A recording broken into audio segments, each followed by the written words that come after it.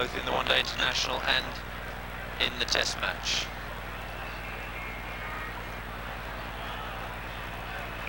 Kenneth Benjamin will open the bowling. He's coming in from the airport end to Chris Lewis.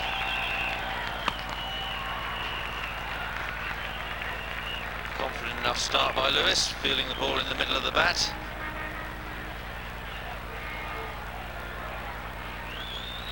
Lewis must fancy his chances of striking the West Indies bowlers around in the first 15 overs when they're only allowed 2 players outside the fielding circle. Chris Lewis has played 43 one-day internationals. I don't think he's opened the batting before. What do you think of this move, Michael? I think they are perhaps trying what they tried with Ian Botham a few years ago, Bob, when Ian Botham used to open in quite a few one-day internationals. But Chris Lewis certainly hasn't got the record of Ian Botham. His best being 33, averaging just over 11 runs. Will he be as successful as Ian Botham?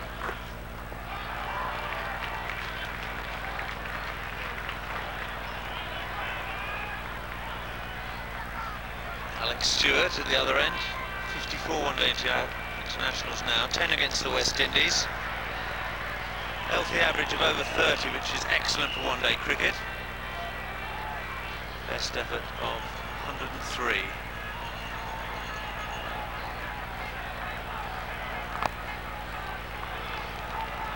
Lewis on his way, but it'll just be the single. Down to the third man area.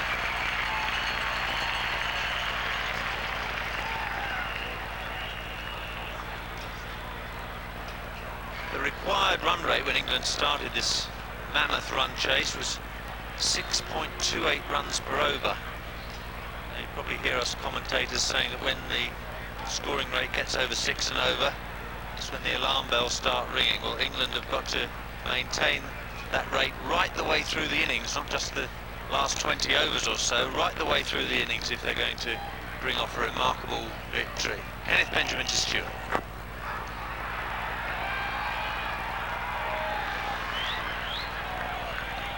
Do you think at this stage they need to be thinking about the fact that they need to get over 6 runs and over, though, Bob? I think what is essential as far as England is concerned is to get a pretty good start. I think Atherton and Stewart could have given him that start. Yes, I have to agree with you, Michael. I think this is a bit of a panic measure sending Lewis in.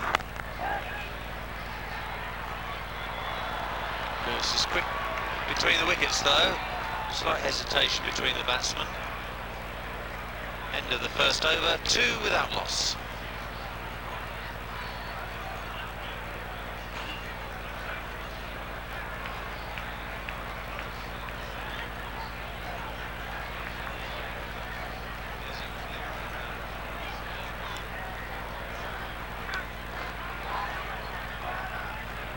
That's Cummins from Barbados. It's been a feature of the West Indies one-day side in this Cape Mwala series, but Kenneth Benjamin preferred to him in the first test in Kingston. They'll be looking for 2 here, long chase for Curtly Ambrose.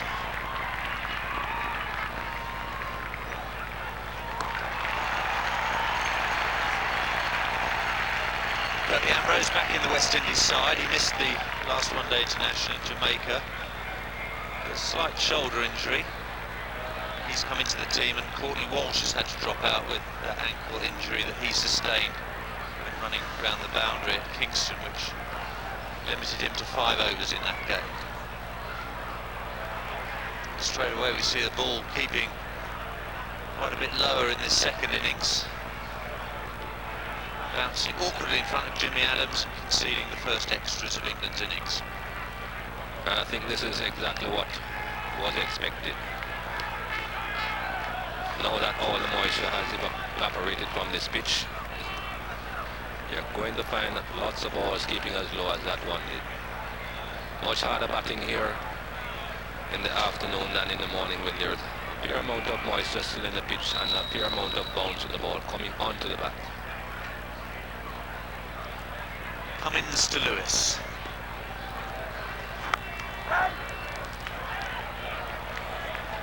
those of you coming in from the office back in the UK and you've seen Chris Lewis in the middle, don't have a heart attack yet. He's actually opening the batting for England.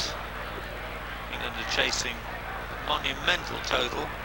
West Indies made 313 for their 50 overs, and there's Roland Holder, who's the 12th man fielding instead of Desmond Haynes. Desmond Haynes picking up a slight hamstring injury during his innings.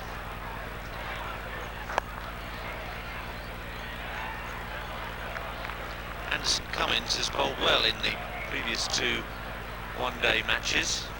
The first one at Bridgetown, which West Indies lost, 10 overs, 2 for 28. And at Kingston last Saturday, 2 for 42 off 8 overs. More expensive, but in the wickets again.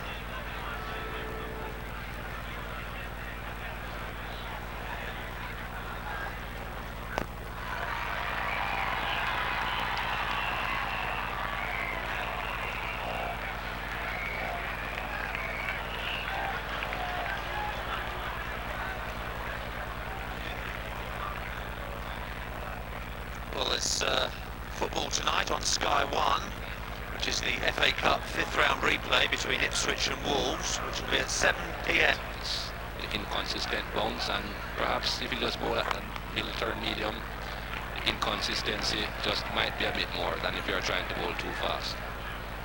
314 runs to get is a very big target, and perhaps a little bit of complacency creeping in here with him thinking that he hasn't got to give 110% at this stage.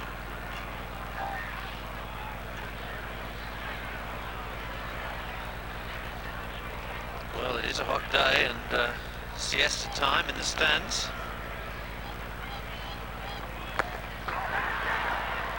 Stewart going for the pull shot.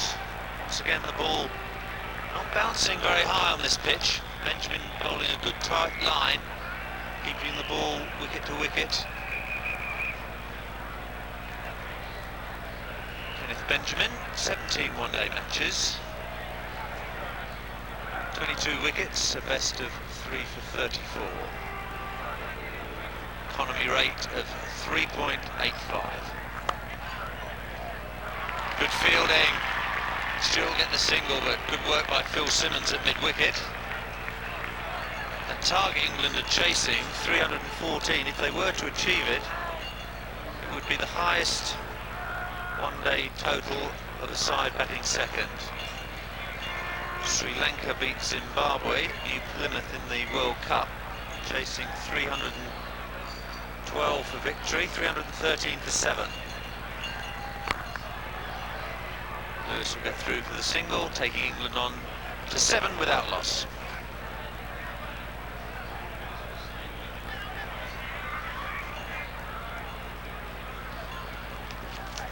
Lots of England supporters out here, and they'll need all the support they can get as they try to make 314 to win this first one-day international. Here's Anderson Cummins to Chris Lewis. That's in front, and he's gone this time. Yes, the fingers up in the air. So the experiment hasn't worked. A low bounce in evidence once again, and Chris Lewis has gone LBW to Anderson Cummins. Well, he certainly hasn't followed the example of the West Indians. Getting onto the front foot is the name of the game here. There he is, going right back from in front. England lose their first wicket. It's 7 for 1.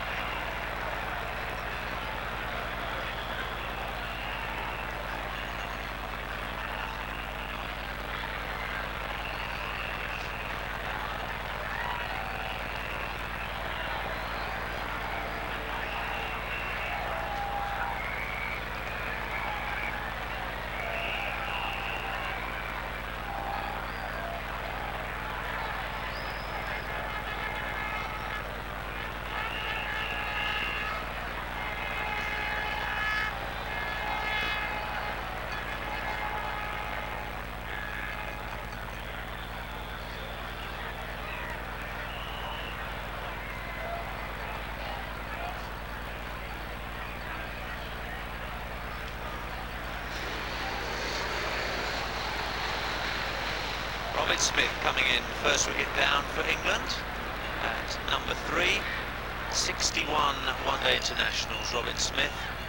Over 2,000 runs now, and his best effort was that really magnificent innings against Australia at Edgbaston last summer. England could certainly do with a repeat of that if they're going to get anywhere near this huge West Indies total.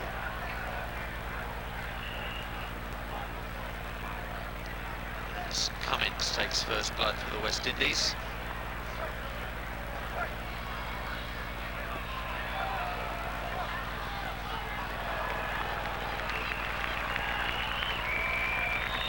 Robin Smith coming in at 3 after the experiment with Chris Lewis was a complete failure.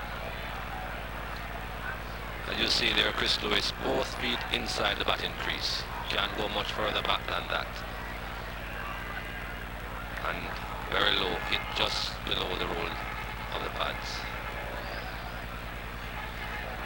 Many sides try that experimental opener, but it very, very rarely works. England tried it in the last World Cup in Australia with Ian Botham, who opened the batting with Graham Gooch, but it was often Gooch who outscored Botham. Batsman has to have a look at the ball at the start of the innings. It's not that easy smashing a new ball around, particularly when the West Indies are bowling at you.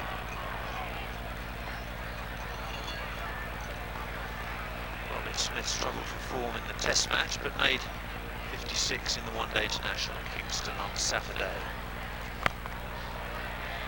This Cable and Wireless one-day international series concludes this coming weekend in Trinidad, when the 4th and 5th one-day matches are back-to-back on Saturday and Sunday. It's anything like as hot in Trinidad as it's been here in St Vincent. They're going to be seriously dehydrated after 2 days on the trot in this really very grueling sunshine.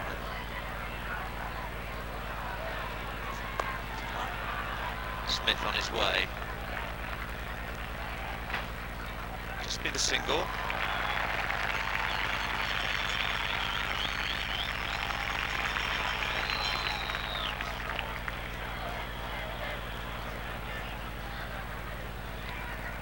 One instance of the middle order batsman going up to open the innings, which worked quite successfully, was Mark Greatbatch with New Zealand. New Zealand were quite keen to experiment in the World Cup. Remember them opening the bowling with Dipak Patel's off spin.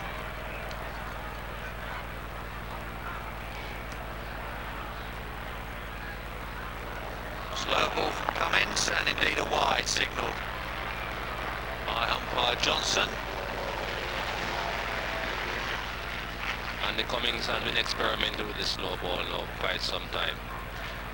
And although sometimes it does work quite well, because when batsmen are looking to slog, it's a lot harder to hit the slow delivery. That one was much too wide. Well, the carnival is over in Trinidad, so there's still a bit of fun out here. Stewart goes for the run. It'll be tight, but he's got there safely enough. 10 for 1. Runs here. Arthurton beating Holder to it. Good teamwork, but they're through for 3 runs.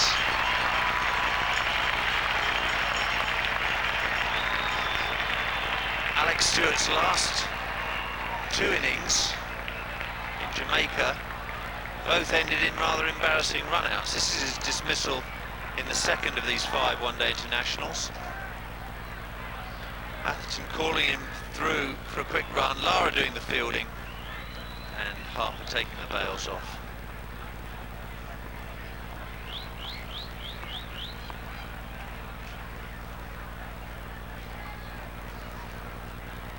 Robin Smith taking a strike against Kenneth Benjamin for the first time in this innings.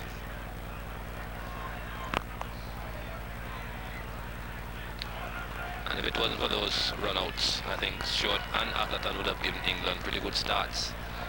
So that's even more perplexing why they have decided that Stewart and Atherton shouldn't open in this one-day international. 6 runs and over. It's pretty high asking rate, but as we said before, what you need is a good solid start. Chris Lewis certainly didn't provide that. Once again, the ball keeping low. This really does make Atherton's decision to field first today totally mystifying. Well, it's the third one-day international that has played here on this ground, and on all 3 occasions the pitch has behaved in a similar manner. They won't like what they're seeing out there today. Robin Smith getting the full face of the bat on that one. Robin Smith could do with some time in the middle. Failed in both innings the first test match in Jamaica. A really integral part of England's batting lineup. High hopes for him on this tour.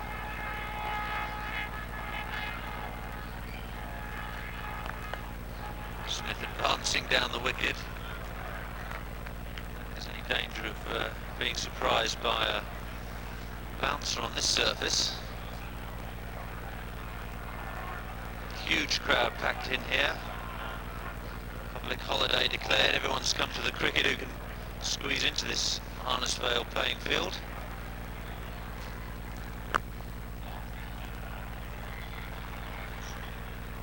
England 13 for 1.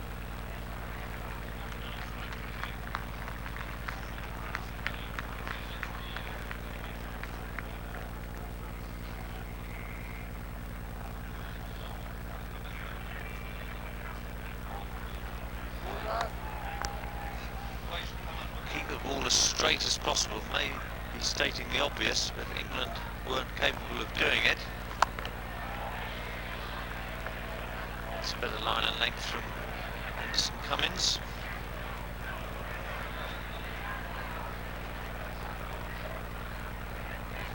And there we saw the length that Alex Stewart tried to drive through the line, and of course not timing it very well. Very difficult to time it on this pitch when the ball isn't bouncing consistently or really coming on as much as you would like.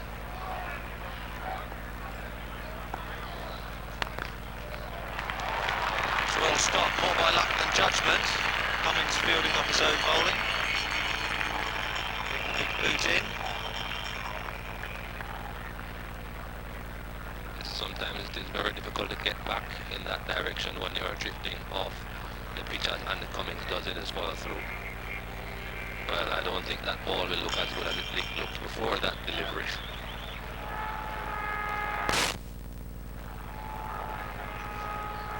A big hole out of that ball now.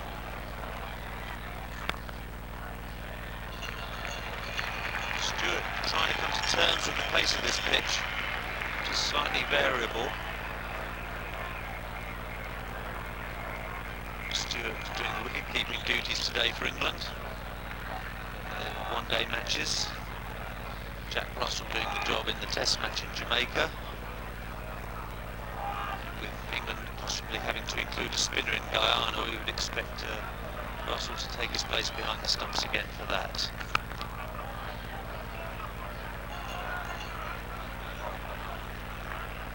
"17 for 1.